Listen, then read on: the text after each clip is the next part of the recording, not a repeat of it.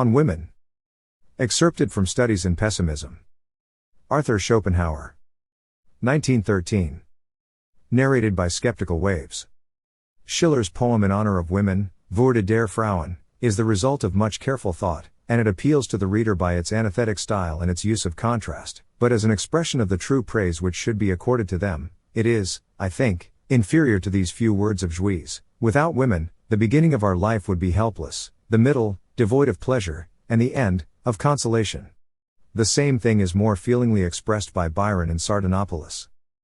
The very first of human life must spring from woman's breast. Your first small words are taught you from her lips.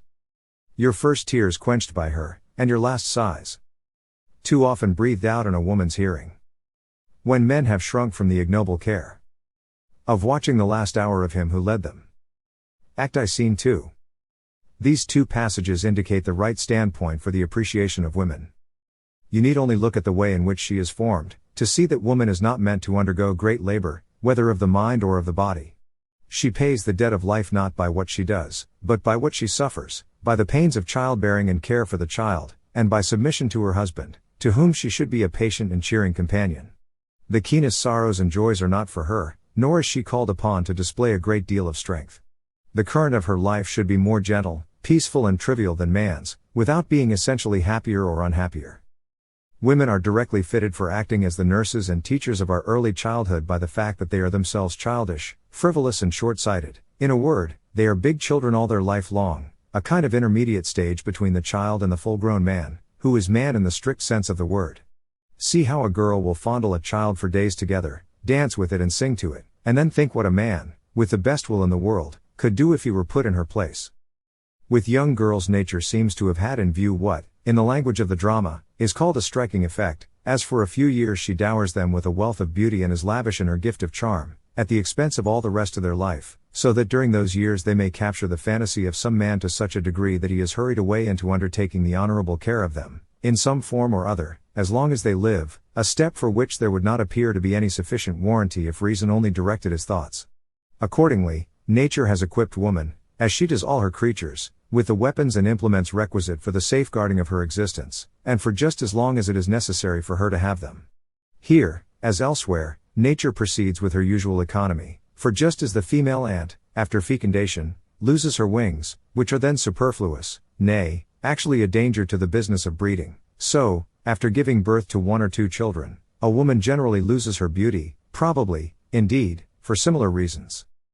And so we find that young girls, in their hearts, look upon domestic affairs or work of any kind as of secondary importance, if not actually as a mere jest. The only business that really claims their earnest attention is love, making conquests, and everything connected with this, dress, dancing, and so on. The nobler and more perfect a thing is, the later and slower it is in arriving at maturity. A man reaches the maturity of his reasoning powers and mental faculties hardly before the age of 28, a woman at 18. And then, too, in the case of woman, it is only reason of a sort, very niggard in its dimensions.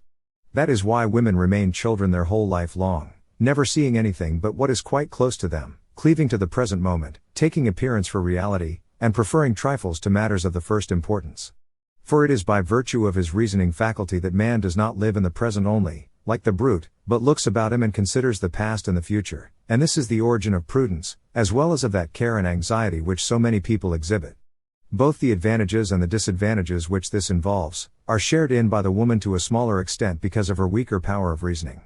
She may, in fact, be described as intellectually short-sighted, because, while she has an intuitive understanding of what lies quite close to her, her field of vision is narrow and does not reach to what is remote, so that things which are absent, or past, or to come, have much less effect upon women than upon men.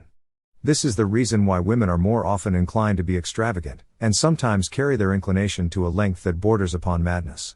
In their hearts, women think that it is men's business to earn money and theirs to spend it, if possible during their husband's life, but, at any rate, after his death. The very fact that their husband hands them over his earnings for purposes of housekeeping, strengthens them in this belief. However many disadvantages all this may involve, there is at least this to be said in its favor, that the woman lives more in the present than the man, and that, if the present is at all tolerable, she enjoys it more eagerly. This is the source of that cheerfulness which is peculiar to women, fitting her to amuse man in his hours of recreation, and, in case of need, to console him when he is borne down by the weight of his cares.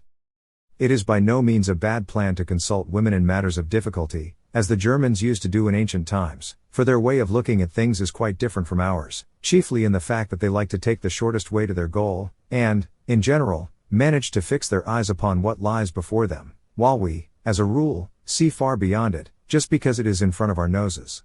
In cases like this, we need to be brought back to the right standpoint, so as to recover the near and simple view. Then, again, women are decidedly more sober in their judgment than we are, so that they do not see more in things than is really there, whilst, if our passions are aroused, we are apt to see things in an exaggerated way, or imagine what does not exist. The weakness of their reasoning faculty also explains why it is that women show more sympathy for the unfortunate than men do, and so treat them with more kindness and interest, and why it is that, on the contrary, they are inferior to men in point of justice, and less honorable and conscientious. For it is just because their reasoning power is weak that present circumstances have such a hold over them, and those concrete things, which lie directly before their eyes, exercise a power which is seldom counteracted to any extent by abstract principles of thought, by fixed rules of conduct, firm resolutions, or, in general, by consideration for the past and the future, or regard for what is absent and remote. Accordingly, they possess the first and main elements that go to make a virtuous character, but they are deficient in those secondary qualities which are often a necessary instrument in the formation of it. Hence, it will be found that the fundamental fault of the female character is that it has no sense of justice. This is mainly due to the fact, already mentioned, that women are defective in the powers of reasoning and deliberation, but it is also traceable to the position which nature has assigned to them as the weaker sex. They are dependent, not upon strength, but upon craft, and hence their instinctive capacity for cunning, and their ineradicable tendency to say what is not true. For as lions are provided with claws and teeth, and elephants and boars with tusks, bulls with horns, and cuttlefish with its clouds of inky fluid, so nature has equipped woman, for her defense and protection, with the arts of dissimulation, and all the power which nature has conferred upon man in the shape of physical strength and reason, has been bestowed upon women in this form. Hence, dissimulation is innate in woman, and almost as much a quality of the stupid as of the clever. It is as natural for them to make use of it on every occasion as it is for those animals to employ their means of defense when they are attacked. They have a feeling that in doing so they are only within their rights. Therefore a woman who is perfectly truthful and not given to dissimulation is perhaps an impossibility, and for this very reason they are so quick at seeing through dissimulation in others that it is not a wise thing to attempt it with them. But this fundamental defect which I have stated, with all that it entails, gives rise to falsity, faithlessness, treachery, ingratitude, and so on. Perjury in a court of justice is more often committed by women than by men. It may, indeed, be generally questioned whether women ought to be sworn in at all. From time to time one finds repeated cases everywhere of ladies, who want for nothing, taking things from shop counters when no one is looking, and making off with them. Nature has appointed that the propagation of the species shall be the business of men who are young, strong and handsome, so that the race may not degenerate. This is the firm will and purpose of nature in regard to the species, and it finds its expression in the passions of women. There is no law that is older or more powerful than this. Woe, then, to the man who sets up claims and interests that will conflict with it. Whatever he may say and do, they will be unmercifully crushed at the first serious encounter. For the innate rule that governs women's conduct, though it is secret and unformulated, nay, unconscious in its working, is this: we are justified in deceiving those who think they have acquired rights over the species by paying little attention to the individual, that is, to us. The Constitution and, therefore, the welfare of the species have been placed in our hands and committed to our care, through the control we obtain over the next generation, which proceeds from us. Let us discharge our duties conscientiously. But women have no abstract knowledge of this leading principle, they are conscious of it only as a concrete fact, and they have no other method of giving expression to it than the way in which they act when the opportunity arrives. And then their conscience does not trouble them so much as we fancy, for in the darkest recesses of their heart, they are aware that in committing a breach of their duty towards the individual, they have all the better fulfilled their duty towards the species, which is infinitely greater. And since women exist in the main solely for the propagation of the species, and are not destined for anything else, they live, as a rule, more for the species than for the individual, and in their hearts take the affairs of the species more seriously than those of the individual. This gives their whole life and being a certain levity. The general bent of their character is in a direction fundamentally different from that of man, and it is this to which produces that discord in married life which is so frequent, and almost the normal state. The natural feeling between men is mere indifference, but between women it is actual enmity. The reason of this is that trade jealousy, odium figulinum, which, in the case of men does not go beyond the confines of their own particular pursuit, but, with women, embraces the whole sex, since they have only one kind of business. Even when they meet in the street, women look at one another like Guelphs and Ghibellines. And it is a patent fact that when two women make first acquaintance with each other, they behave with more constraint and dissimulation than two men would show in a like case, and hence it is that an exchange of compliments between two women is a much more ridiculous proceeding than between two men. Further, whilst a man will, as a general rule, always preserve a certain amount of consideration and humanity in speaking to others, even to those who are in a very inferior position, it is intolerable to see how proudly and disdainfully a fine lady will generally behave towards one who is in a lower social rank. I do not mean a woman who is in her service, whenever she speaks to her. The reason of this may be that, with women, differences of rank are much more precarious than with us, because, while 100 considerations carry weight in our case, in theirs there is only one, namely, with which man they have found favor, as also that they stand in much nearer relations with one another than men do, in consequence of the one-sided nature of their calling. This makes them endeavor to lay stress upon differences of rank. It is only the man whose intellect is clouded by his sexual impulses that could give the name of the fair sex to that undersized, narrow-shouldered, broad-hipped, and short-legged race, for the whole beauty of the sex is bound up with this impulse. Instead of calling them beautiful, there would be more warrant for describing women as the aesthetic sex. Neither for music, nor for poetry, nor for fine art, have they really and truly any sense or susceptibility. It is a mere mockery if they make a pretense of it in order to assist their endeavor to please. Hence, as a result of this, they are incapable of taking a purely objective interest in anything, and the reason of it seems to me to be as follows. A man tries to acquire direct mastery over things, either by understanding them, or by forcing them to do his will. But a woman is always and everywhere reduced to obtaining this mastery indirectly, namely, through a man, and whatever direct mastery she may have is entirely confined to him. And so it lies in woman's nature to look upon everything only as a means for conquering man. And if she takes an interest in anything else it is simulated, a mere roundabout way of gaining her ends by coquetry, and feigning what she does not feel. Hence, even Rousseau declared, women have, in general, no love for any art, they have no proper knowledge of any, and they have no genius. No one who sees it all below the surface can have failed to remark the same thing. You need only observe the kind of attention women bestow upon a concert, an opera, or a play, the childish simplicity, for example, with which they keep on chattering during the finest passages in the greatest masterpieces. If it is true that the Greeks excluded women from their theaters, they were quite right in what they did. At any rate you would have been able to hear what was said upon the stage. In our day, besides, or in lieu of saying, let a woman keep silence in the church, it would be much to the point to say let a woman keep silence in the theater. This might, perhaps, be put up in big letters on the curtain. And you cannot expect anything else of women if you consider that the most distinguished intellects among the whole sex have never managed to produce a single achievement in the fine arts that is really great, genuine, and original, or given to the world any work of permanent value in any sphere. This is most strikingly shown in regard to painting, where mastery of technique is at least as much within their power as within ours, and hence they are diligent in cultivating it, but still, they have not a single great painting to boast of, just because they are deficient in that objectivity of mind which is so directly pensible in painting. They never get beyond a subjective point of view. It is quite in keeping with this that ordinary women have no real susceptibility for art at all, for nature proceeds in strict sequence, non facit saltum. And Huarte in his Examen de Ingenios para las Ciencias, a book which has been famous for 300 years, denies women the possession of all the higher faculties. The case is not altered by particular and partial exceptions. Taken as a whole, women are, and remain, thoroughgoing Philistines, and quite incurable. Hence, with that absurd arrangement which allows them to share the rank and title of their husbands, they are a constant stimulus to his ignoble ambitions. And, further, it is just because they are Philistines that modern society, where they take the lead and set the tone, is in such a bad way. Napoleon's saying, that women have no rank, should be adopted as the right standpoint in determining their position in society, and as regards their other qualities Chamfort makes the very true remark, they are made to trade with our own weaknesses and our follies, but not with our reason. The sympathies that exist between them and men are skin deep only, and do not touch the mind or the feelings or the character. They form the sexus sequior, the second sex, inferior in every respect to the first. Their infirmities should be treated with consideration, but to show them great reverence is extremely ridiculous, and lowers us in their eyes. When nature made two divisions of the human race, she did not draw the line exactly through the middle. These divisions are polar and opposed to each other, it is true, but the difference between them is not qualitative merely, it is also quantitative.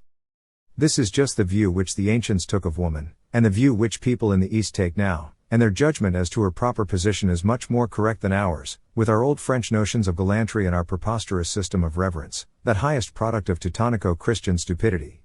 These notions have served only to make women more arrogant and overbearing, so that one is occasionally reminded of the holy apes in Benares, who in the consciousness of their sanctity and inviolable position, think they can do exactly as they please.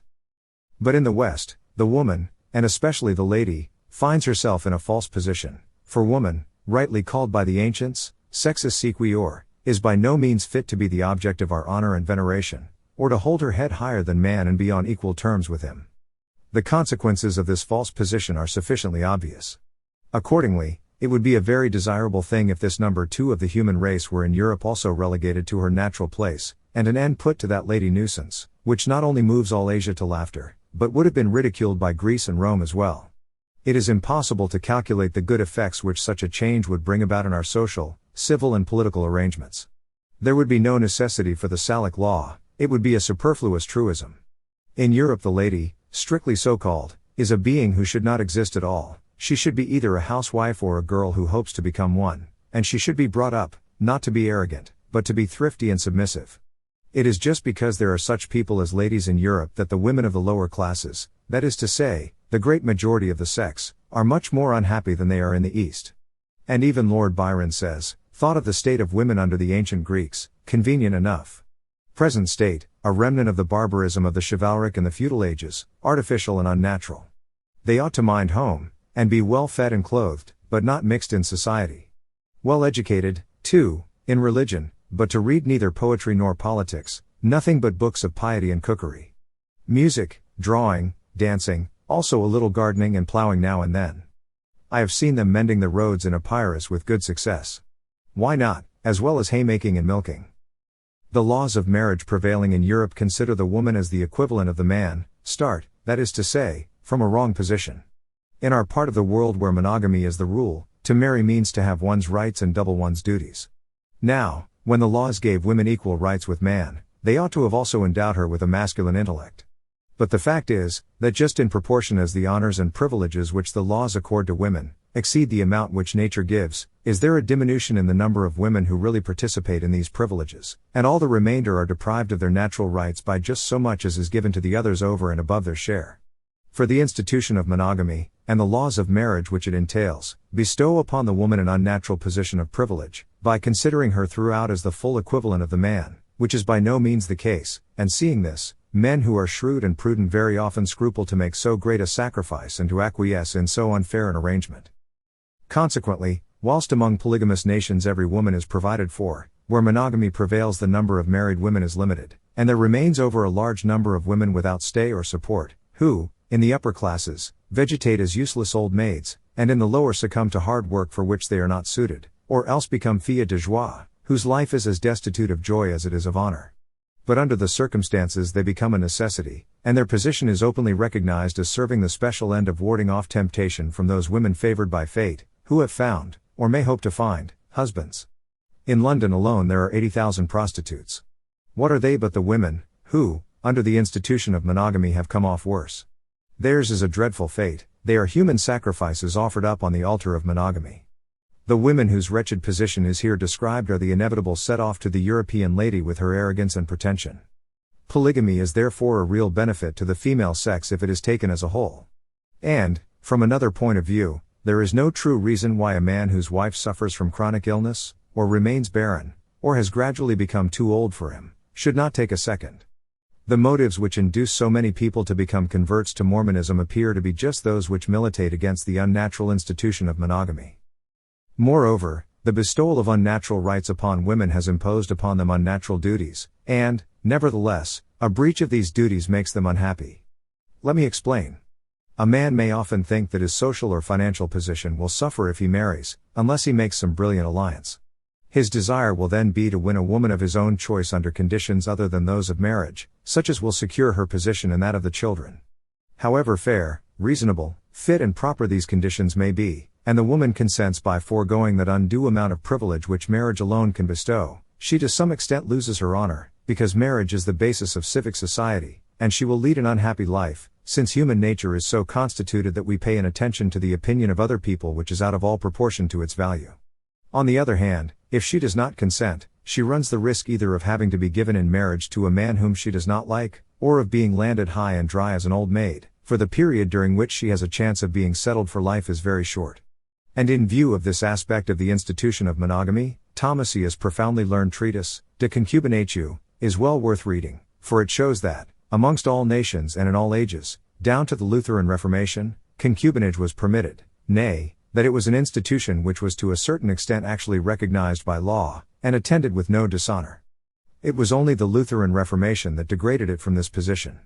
It was seen to be a further justification for the marriage of the clergy, and then, after that, the Catholic Church did not dare to remain behindhand in the matter. There is no use arguing about polygamy, it must be taken as de facto existing everywhere, and the only question is as to how it shall be regulated. Where are there, then, any real monogamists? We all live, at any rate, for a time, and most of us, always, in polygamy. And so, since every man needs many women, there is nothing fairer than to allow him, nay, to make it incumbent upon him, to provide for many women. This will reduce woman to her true and natural position as a subordinate being, and the lady, that monster of European civilization and Teutonico-Christian stupidity, will disappear from the world, leaving only women, but no more unhappy women, of whom Europe is now full. In India, no woman is ever independent, but in accordance with the law of Mamu, she stands under the control of her father, her husband, her brother or her son. It is, to be sure, a revolting thing that a widow should immolate herself upon her husband's funeral pyre, but it is also revolting that she should spend her husband's money with her paramours, the money for which he toiled his whole life long, in the consoling belief that he was providing for his children. Happy are those who have kept the middle course, medium tenere beati. The first love of a mother for her child is, with the lower animals as with men, of a purely instinctive character, and so it ceases when the child is no longer in a physically helpless condition. After that, the first love should give way to one that is based on habit and reason, but this often fails to make its appearance, especially where the mother did not love the father. The love of a father for his child is of a different order, and more likely to last, because it has its foundation in the fact that in the child he recognizes his own inner self, that is to say, his love for it is metaphysical in its origin. In almost all nations, whether of the ancient or the modern world, even amongst the Hottentots, property is inherited by the male descendants alone. It is only in Europe that a departure has taken place, but not amongst the nobility, however. That the property which has cost men long years of toil and effort, and been won with so much difficulty, should afterwards come into the hands of women, who then, in their lack of reason, squander it in a short time, or otherwise fool it away, is a grievance and a wrong as serious as it is common, which should be prevented by limiting the right of women to inherit. In my opinion, the best arrangement would be that by which women, whether widows or daughters, should never receive anything beyond the interest for life on property secured by mortgage, and in no case the property itself, or the capital, except where all male descendants fail. The people who make money are men, not women, and it follows from this that women are neither justified in having unconditional possession of it, nor fit persons to be entrusted with its administration. When wealth, in any true sense of the word, that is to say, funds, houses or land, is to go to them as an inheritance, they should never be allowed the free disposition of it. In their case a guardian should always be appointed, and hence they should never be given the free control of their own children, wherever it can be avoided. The vanity of women, even though it should not prove to be greater than that of men, has this much danger in it, that it takes an entirely material direction. They are vain, I mean, of their personal beauty, and then of finery, show and magnificence. That is just why they are so much in their element in society. It is this, too, which makes them so inclined to be extravagant, all the more as their reasoning power is low. Accordingly we find an ancient writer describing woman as in general of an extravagant nature, gamma upsilon nu tau sigma nu omicron lambda omicron nu sigma tau iota delta alpha pi alpha nu eta rho nu phi sigma epsilon iota. But with men vanity often takes the direction of non-material advantages, such as intellect, learning, courage. In the Politics Aristotle explains the great disadvantage which accrued to the Spartans from the fact that they conceded too much to their women, by giving them the right of inheritance and dower, and a great amount of independence, and he shows how much this contributed to Sparta's fall. May it not be the case in France that the influence of women, which went on increasing steadily from the time of Louis XIII, was to blame for that gradual corruption of the court and the government, which brought about the Revolution of 1789, of which all subsequent disturbances have been the fruit. However that may be, the false position which women occupy, demonstrated as it is, in the most glaring way, by the institution of the lady, is a fundamental defect in our social scheme, and this defect, proceeding from the very heart of it, must spread its baneful influence in all directions. That woman is by nature meant to obey may be seen by the fact that every woman who is placed in the unnatural position of complete independence, immediately attaches herself to some man, by whom she allows herself to be guided and ruled. It is because she needs a lord and master. If she is young, it will be a lover; if she is old, a priest.